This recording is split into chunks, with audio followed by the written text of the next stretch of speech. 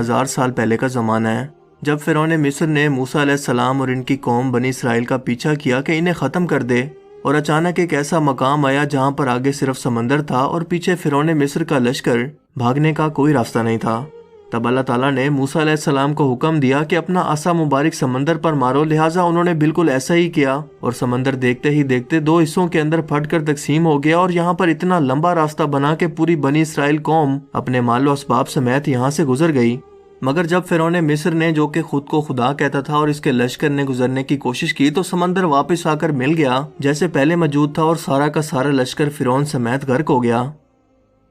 اس طرح سے ڈوب کر مارنے کے بعد سمندر نے صرف فرعون کی لاش کو سمندر سے باہر پھینک دیا، جبکہ باقی لشکر کا کوئی نام و نشان نہیں ملا، اور یوں آہستہ آہستہ کر کے وقت گزرتا گیا۔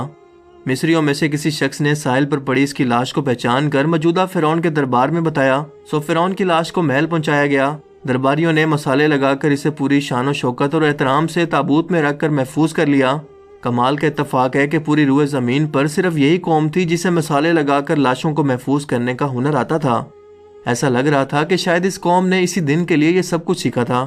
فرعون مصر کی لاش کو مسالہ لگا کر محفوظ کرنے کے عمل کے دوران ان سے ایک غلطی ہو گئی، اور وہ غلطی یہ تھی کہ فرعون کیونکہ سمندر میں ڈوب کر مرا تھا، اور مرنے کے بعد کچھ عرصہ تک پانی میں رہنے کی وجہ سے اس کے جسم پر سمندری نمکیات کی ایک تہہ جم گئی تھی، سو مصریوں نے اس کی لاش پر نمکیات کی وہ تہہ اسی طرح سے رہنے دی اور اسے ایسے ہی حنوط کر دیا۔ وقت گزرتا گیا، زمین و آسمان نے بہت سارے انقلاب دیکھے جس کی گرد کے نیچے سب کچھ چھپ گیا، حتیٰ کہ فرعونوں کی حنوط شدہ لاشیں بھی زمین کی تہوں کے اندر چھپ گئیں۔ ان کے نام صرف کتابوں اور ان کی تعمیرات اور شان و شوکت لوگوں کے ذہنوں کے اندر ہی رہ گئے، اس کے علاوہ ان کا بنایا گیا سب کچھ ختم ہو گیا۔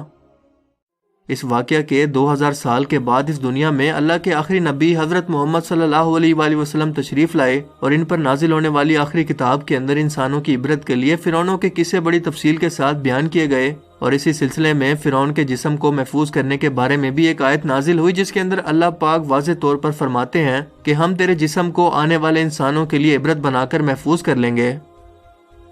اس آیت مبارکہ کی سچائی پر تمام مسلمانوں کا یقین تو تھا، لیکن وہ یہ سمجھنے سے قاصر تھے کہ اس خدائی کا دعویٰ کرنے والے کی لاش بھلا کہاں محفوظ کی گئی ہوگی، اسے کیسے عبرت کا نشان بنایا جائے گا، کون اس کی تصدیق کرے گا۔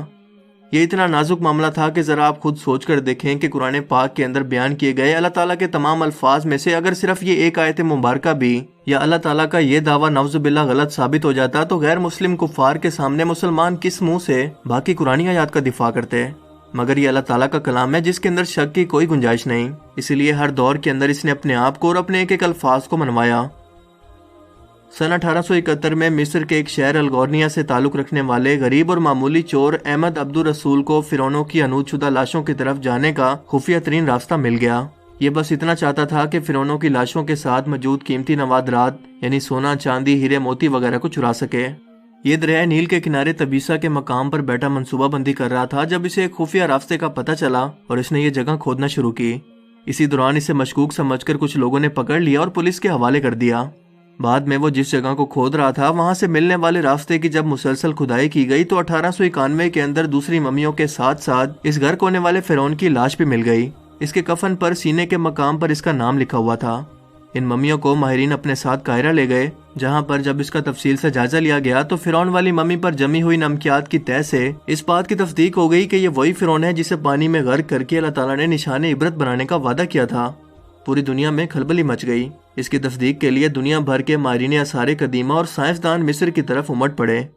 مختلف سائنسی ٹیسٹ کرنے کے بعد دنیا بھر کے سائنسدانوں نے تصدیق کر دی کہ دوسری سب لاشوں کی نسبت صرف اس ایک فرعون کی لاش پر ہی سمندری نمکیات کی تہہ جمی ہوئی تھی جس نے اسے محفوظ رکھا اور گلنے سڑنے سے بچائے رکھا۔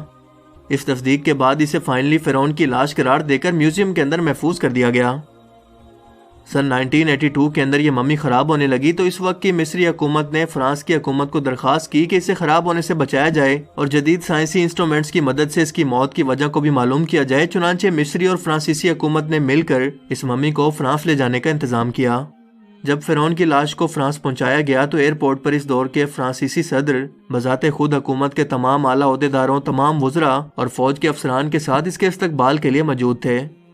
یہاں فرعون کی لاش کا استقبال کسی عظیم زندہ بادشاہ کی طرح کیا گیا۔ فوجی دستوں نے اسے سلامی دی اور اس کی ممی کو ماہر ڈاکٹروں کی ٹیم کے حوالے کر دیا گیا۔ اس ٹیم کے سربراہ تھے ڈاکٹر مورس بوکائے جو مذہبی طور پر کرسچن تھے۔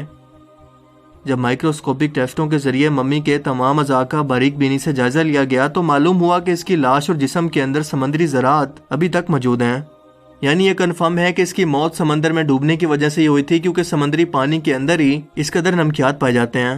مگر ایک بادشاہ کی موت پانی میں ڈوبنے کی وجہ سے ہو، یہ سوچنا اپنے آپ میں ایک بہت ہی حیرت انگیز سوال ہے، کیونکہ ایسے عظیم بادشاہ اپنے ساتھ نرم بستروں پر خوبصورت لباسوں میں سونے چاندی ہیرے موتیوں سے جڑے اعزاز کے ساتھ اس زمانے میں دفن کیے جاتے ہیں، اور یوں مرنے کے بعد دفنانے تک اس کی شان و شوکت بالکل اسی طرح سے قائم رہتی جیسے ایک زندہ بادشاہ کی۔ ڈاکٹر مورس کے لیے بھی ایک حیرت کی بات تھی، اور اسی تجسس میں اس نے اس ممی کے بارے میں مزید جاننے کی کوشش کی تو اسے معلوم ہوا کہ اس بادشاہ کی موت کے حالات مسلمانوں کے نبی حضرت محمد صلی اللہ علیہ وآلہ وسلم پر نازل ہوئی کتاب قرآن پاک کے اندر آج سے 1400 سال پہلے تفصیل سے درج ہیں۔ اسے پتا تھا کہ جہاں سے یہ لاش ملی ہے وہ ایک اسلامی ملک ہے، چنانچہ تجسس کے ہاتھوں مجبور ہو کر وہ مصر پہنچا۔ یہ کیونکہ ایک سائنسدان تھا، اسی لیے اس نے مصر کے ایک سائنسدان سے ملاقات کی، جس نے اسے قرآن پاک کھول کر سورہ یونس کی آیت 90 تا 92 کا ترجمہ لفظ ب لفظ سنایا، جس میں فرعون کی خدائی کا دعویٰ، اس کا پانی میں ڈوب کر مرنا اور پھر پانی سے نکال کر اس کی لاش کو محفوظ کرنے کا وعدہ اللہ تعالیٰ نے واضح طور پر کیا ہوا تھا۔ ان قرآنی آیات کا اشارہ بالکل واضح تھا اور صرف ایک جانب تھا کہ تجھے میں مرنے کے بعد آنے والوں کے لیے محفوظ کر کے عبرت کا نشان بنا دوں گا۔ ڈاکٹر مورس نے جب اس قرآنی آیات کا ترجمہ پڑھا تو بے اختیار چلا اٹھا کہ بالکل قرآن سچی کتاب ہے، اس کا ایک ایک لفظ اور اللہ کے پیغمبر حضرت محمد صلی اللہ علیہ وآلہ وسلم سچے ہیں۔ اسی وقت کلمہ پڑھا اور مسلمان ہو گیا۔ قدیم مصر کے اس فرعون توتن خامن کو عام طور پر ایک طلسماتی بادشاہ کے روپ میں پیش کیا جاتا ہے، جو بڑے روب و جلال والا اور مضبوط جسم کا مالک تھا، لیکن ایک طویل سائنسی تحقیق کے بعد اب اس کی اصلیت دنیا کے سامنے آ گئی ہے، کیونکہ ماہرین آثار قدیمہ، تاریخ دانوں، سائنسدانوں اور میڈیکل سائنس کے ماہرین نے مل کر مصری شہر غزہ کے اندر فرعون کے مقبروں کے شہر میں موجود توتن خامن کے ڈھانچے اور باقیات پر جب جدید ٹیکنالوجی کی مدد سے ریسرچ کی اور سپر کمپیوٹرز کی مدد سے 2000 جسمانی نقوش کی مدد سے اس کے جسم کے خد و خال کی تصویر کو تیار کیا تو معلوم ہوا کہ یہ فرعون قدر نازک جسم کا مالک تھا۔ اس کا بایاں پاؤں ٹیڑھا تھا اور بیماری اور کمزوری کی وجہ سے وہ چھڑی کے سہارے چلتا تھا۔ اس کے والد اخناتون اور اس کی والدہ کے ڈی این اے کے نمونوں سے یہ بھی معلوم ہوا ہے کہ اس کے والدین آپس میں بہن بھائی تھے۔ ماہرین کا کہنا ہے کہ اس فرعون کی جسمانی خامیوں کمزوریوں کی وجہ بھی یہی تھی کہ اس کے والدین کا آپس کے اندر دراصل بہن بھائی کا رشتہ تھا۔ یہ فرعون آج سے تقریباً 3500 سال قبل مصر کا حکمران تھا، اور اس وقت کی رسم کے مطابق ہر فرعون کی لاش کے ساتھ شاہی استعمال میں رہنے والی کچھ چیزیں بھی ساتھ دفن کر دی جاتی تھیں، جس میں سب سے اہم کچھ ہتھیار تھے۔ اور اس فرعون کے ساتھ جس خنجر کو دفن کیا گیا، اس پر ریسرچ کے مطابق اس کو دراصل کسی شہاب ثاقب یا ایسٹرائڈ سے حاصل ہونے والے کسی لوہے سے تیار کیا گیا تھا، جو اس سے پہلے 1925 کے اندر برطانوی ماہر آثار قدیمہ ہارورڈ کارٹر نے بھی دریافت کیا تھا، جس کی شیپ بالکل، یعنی ان دونوں لوہے کی دھات کی کیمسٹری بالکل ایک جیسی ہے۔ اس کے علاوہ سائنٹسٹ کو ایک اور بات نے چکرا کر رکھ دیا کہ اس لوہے کو زنگ بھی نہیں لگ سکتا تھا، اور اس طرح کے لوہے کی مصر کے اندر موجودگی بہت ہی حیرت کی بات تھی۔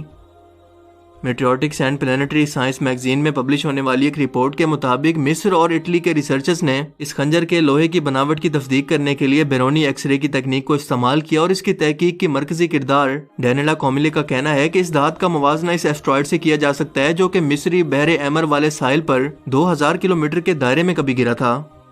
اگر آپ پبلش ہونے والی اس ریسرچ کا گہرائی سے مطالعہ کریں تو آپ یہ جان پائیں گے کہ قدیم مصری 1300 قبل مسیح سے یہ جانتے تھے کہ لوہے کے یہ ٹکڑے آسمان سے گرے ہیں، جبکہ یہ بات مغرب کو 2000 سال بعد یعنی آج سے تقریباً 1300 سال پہلے کافی سائنٹیفک ریسرچ سے معلوم ہوئی۔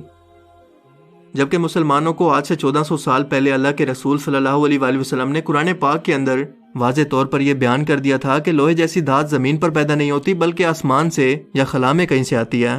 اور یہ قرآن کے ایک اور سائنٹیفک معجزے کی طرف اشارہ کرتی ہے۔ فرعون کی لاش عبرت کے لیے ایسے محفوظ کر کے دنیا کے سامنے رکھ دی گئی ہے کہ آج انٹرنیٹ کے ایک کلک پر اخباروں، ٹی وی چینلز پر اور میوزیم میں اربوں انسانوں کی آنکھوں کے سامنے ہر وقت یہ قابل ترس حالت کے اندر موجود ہے۔ کس لیے؟ عبرت کے لیے، سوچنے کے لیے کہ عبادت کے لائق اور ہمیشہ رہنے والی صرف ایک ہی ذات ہے جو کہ سب کا خالق اور مالک ہے، سب کا رازق ہے، اور اگر دنیا کے انسانوں میں واقعی کوئی خدا موجود ہے تو اپنی قوم کو تباہ ہونے سے پہلے خود کو ہی اللہ تعالیٰ کے عذاب سے بچا کر دکھا دے۔